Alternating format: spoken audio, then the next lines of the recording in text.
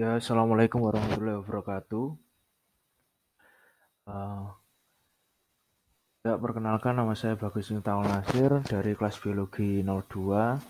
NIM saya 223128915150. Saya akan mempresentasikan tentang identitas manusia Indonesia.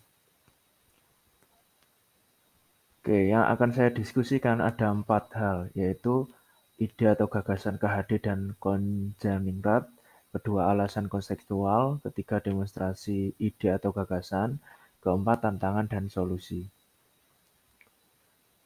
Nah, ide atau gagasan umum.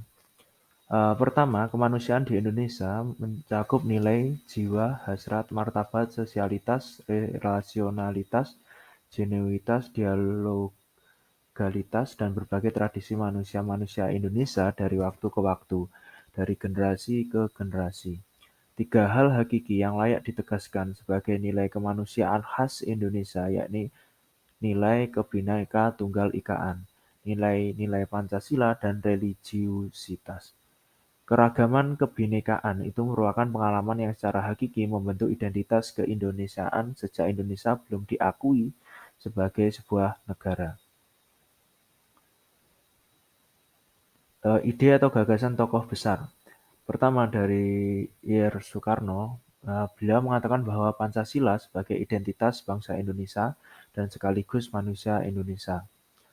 Lalu di Ki Hajar Dewantoro mengatakan bahwa Pancasila merupakan intisari yang merangkum nilai-nilai, jiwa, dan semangat yang dihidupi oleh orang-orang Indonesia yang selalu menjunjung tinggi nilai gotong royong.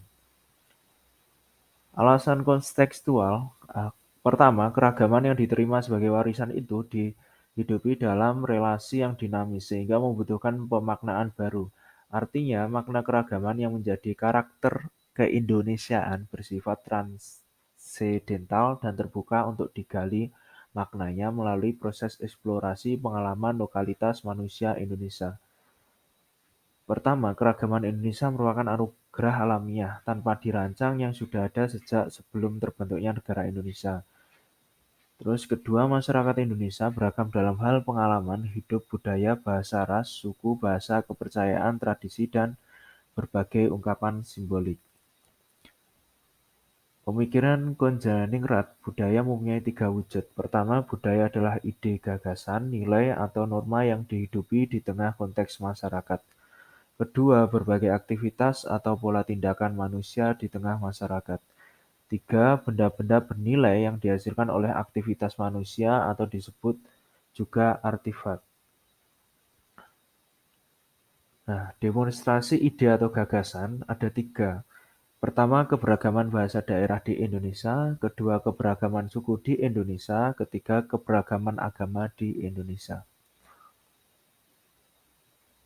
Tantangannya, di sini saya menampilkan dua kasus. Yang pertama terkait dengan tawuran antar pelajar. Nah, tawuran yang dilakukan oleh siswa tingkat SMA atau SMK merupakan tindakan yang menyimpang dari nilai-nilai Pancasila karena tidak menjunjung tinggi sila ketiga yaitu Persatuan Indonesia. Selanjutnya, kasus kedua tentang peledakan bom di gereja. Aksi bom bunuh diri merupakan tindakan yang membahayakan nyawa seseorang.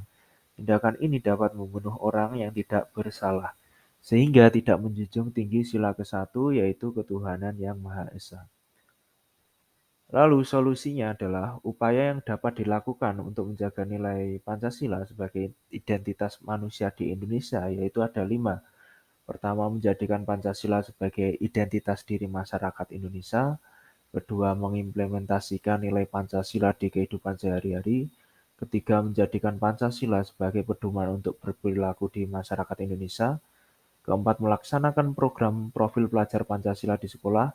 Kelima, menghindari paham yang bertolak belakang dengan nilai Pancasila. Oke, sekian itu saja presentasi dari saya.